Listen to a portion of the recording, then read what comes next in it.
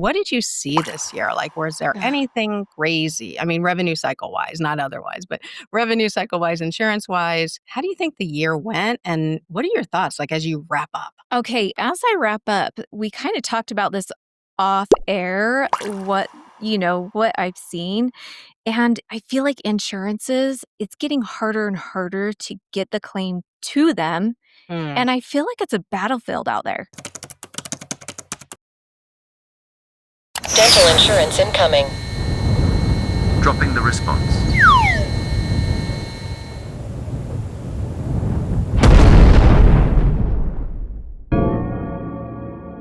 And I feel like we're all having to turn into these like detectives and investigators trying to figure out this case and solve it per claim. I feel like that's kind of what I saw. It's a little bit of a battlefield this year. So you're even going like real granular because typically what I hear from people is, oh, insurance just got harder. It's like, Yeah. yes, it did. It got harder on all sides from the ADA's point of view, from the carrier point of view, from our point of view, from the office's point of view. You and I are outside of the office for the most part.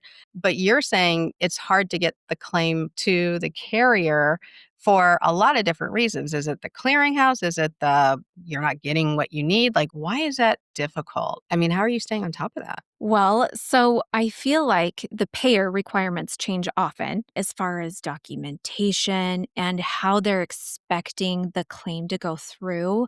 And we could talk about that a little bit more. And then you have the different clearinghouses that are also, updating frequently.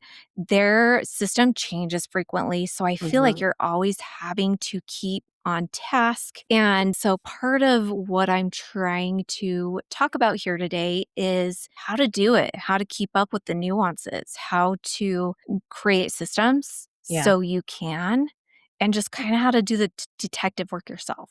There's offices, though, that have just a ton of carriers. Yes. So to keep track of all that is really difficult. Now, if you're in a 1, 2, 3 carrier office, you kind of know like the nuances, right? But from what I'm hearing from you, other billing companies, other billers, is it's hard when it's spread amongst a couple people in the office because Mhm. one person's going to pick up something, but maybe not share it with the others. And I know you take over for offices that maybe that situation. Is that something that you see that people are trying to share that information more? Or do you feel like there's a lot of silos still happening in the offices, the dental offices? I feel like what generally happens is you have your insurance coordinator and they kind of just put it in their brain. This Mhm. pair requires this when I send this off, like a COB, attachment or whatnot. And so they kind of collect what they learn in their brain as they go. Yeah. Like, I don't know, a lot of them local to me learned the local insurance company nuances, which have been a little bit of a nightmare, but we'll discuss that later too. But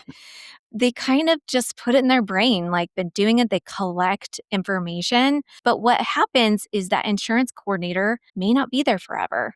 And Mm. so they may leave for one reason or another. And then you have someone else stepping up to the field plate, even billers that don't know local requirements or clearinghouses or whatever sometimes. Yeah. But they come in and they're like, yeah, sure, I know how to send a claim. I know like what attachments are required. And so, yeah, I got this. But what they don't know is different nuances of how to get that claim across to the actual payer because that insurance coordinator left with that knowledge. So, Yeah.